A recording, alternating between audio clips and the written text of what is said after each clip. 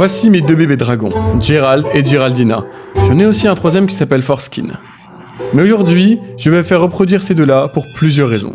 La première étant le contrôle de la population, car si vous achetiez un 5 aux yeux rouges sur internet, il y aurait environ 90% de chances qu'il ait été capturé dans la nature et vendu à vous, ce qui entraîne une perte de population, un stress important et un affaiblissement du système immunitaire, ce qui les rend plus vulnérables aux maladies.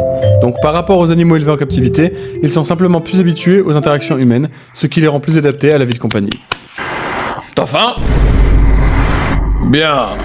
Alors commençons la construction. J'ai un enclos de taille moyenne dans ce réservoir. Il y a environ 75% de terre et 25% d'eau. Les 5 sont plus à l'aise quand il y a un petit point d'eau. Et c'est en fait plutôt cool car ils peuvent retenir leur respiration pendant environ 10 à 15 minutes. Maintenant que tout va bien, je vais voir si ça tient l'eau. Oh merde. Ok, je pense que ça va. Ok, la première chose que nous ajouterons à notre enclos d'élevage, ce sera des rochers. Ces rochers absorbent tout excès d'eau. Je vais également recouvrir les rochers de terre, mais je dois également créer une barrière pour qu'elles ne se mélangent pas. Et ce que nous devons ajouter ensuite, c'est notre terre, et c'est en fait un mélange très important. Comme vous pouvez le voir, j'ai tout un assortiment d'éléments.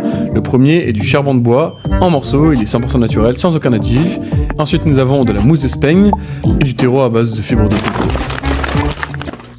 Oh mon dieu, les gars! Je versais ce terreau et il y avait un coléoptère. Je pense que c'est un scarabée farineux.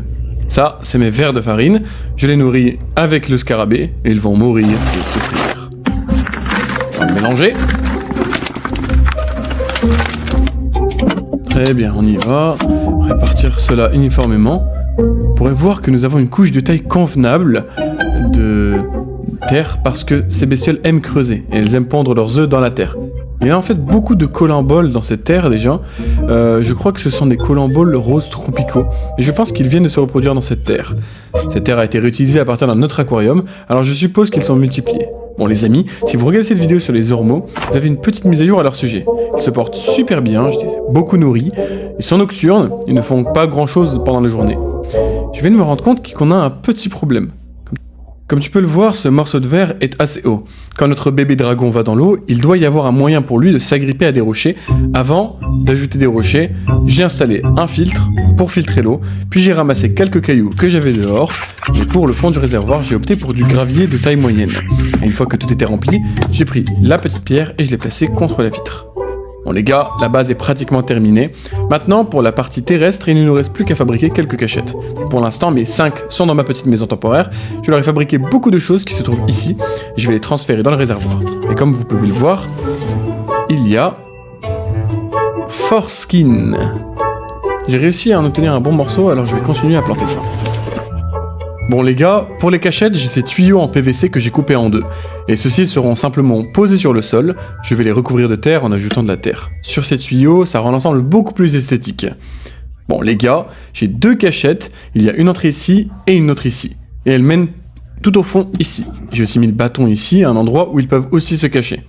Maintenant que notre écosystème est pratiquement terminé, j'aimerais en faire un écosystème bioactif. Ce qui signifie simplement qu'il y aura des isopodes et des colamboles. Ils aident à garder le sol propre en éliminant les déchets indésirables. Dans ce récipient, j'ai élevé des isopodes nains. Ce sont en gros des mini-cloportes.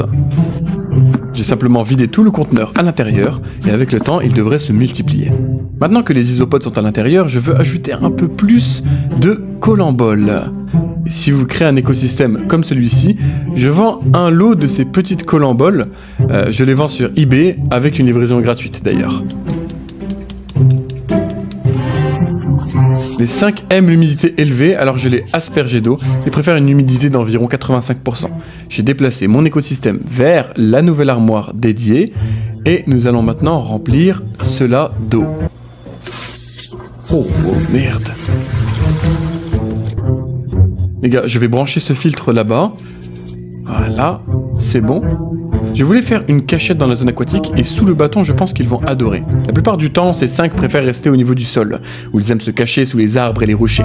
Maintenant que notre aquarium est entièrement terminé, il était temps de trouver nos petits dragons. Nous allons trouver Gerald et Forskin. En fait, je ne veux plus qu'il s'appelle Forskin. Forskin... Il est bien grand. Cherchez aussi Gerald, mais il est difficile à trouver. Il était enfoui sous cette terre. Je les mets dans un seau, parce que je veux aussi l'examiner rapidement. Ok. pense que c'est Gérald. Gérald, il est beaucoup plus calme. Bon, nous les avons tous les trois dans ce petit seau. Vous pouvez voir que celui-ci est complètement sous l'eau en ce moment. Donc pour l'enclos de reproduction, je vais mettre Gérald et Géraldina ensemble. Vous vous demandez peut-être ce que nous allons faire avec... Bon, déjà, on va changer son nom. Et ensuite, nous allons lui construire sa propre maison. C'était enfin le moment de mettre Gérald et Géraldina dans leur enclos d'élevage. Et nous allons maintenant les mettre dans l'eau. Maintenant, c'est au tour de Géraldina.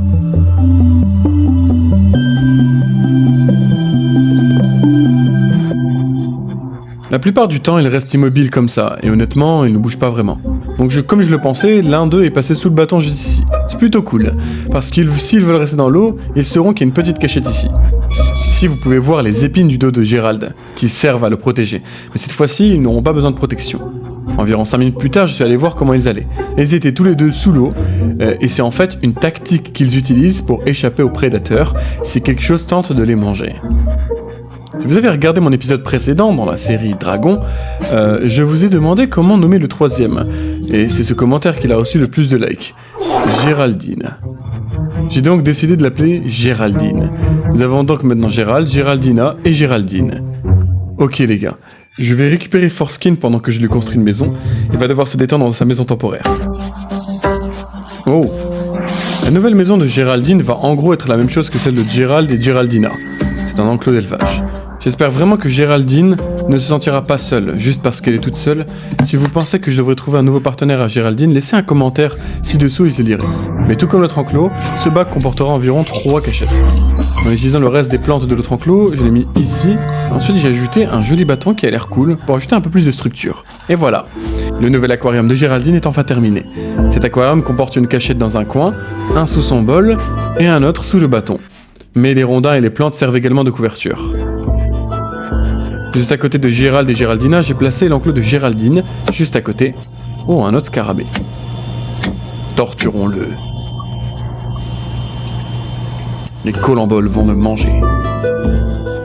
Bon alors, j'ai mis l'enclos de Gérald et Géraldine sur le canapé, cela fait environ 1 semaine. Le niveau d'eau s'est un peu évaporé et est devenu un peu brun. Alors que j'ai cherché partout, j'ai vu que quelqu'un se trouvait à l'intérieur de la cachette aquatique. C'était sympa de voir que quelqu'un profitait de l'eau. Je voulais voir comment allait l'autre, alors j'ai essayé de le chercher. Il y a quelqu'un. Donc les contrôles ont été effectués, je vais remettre l'aquarium de Gérald et Géraldine à sa place. Et maintenant, enfin, ce que vous attendiez tous, la reproduction. Mais si vous voulez vraiment revoir une reproduction, il existe d'autres sites où vous pouvez le faire. Mais pour que ces animaux puissent se reproduire, ils doivent être dans un endroit confortable. Mais surtout, nous devons leur laisser le temps. En l'espace d'1 an, ils peuvent produire de 2 à 6 œufs. Mais ces œufs mettront 6 à 8 semaines à éclore, et comme cela prend tellement de temps, je pense que c'est pour cela qu'il n'y a pas autant de skinks élevés en captivité. Je ne vais pas attendre aussi longtemps pour cette vidéo, mais je ferai une autre vidéo quand ils écloront. Et s'il vous plaît, dites-moi si je dois trouver un petit ami à Géraldine.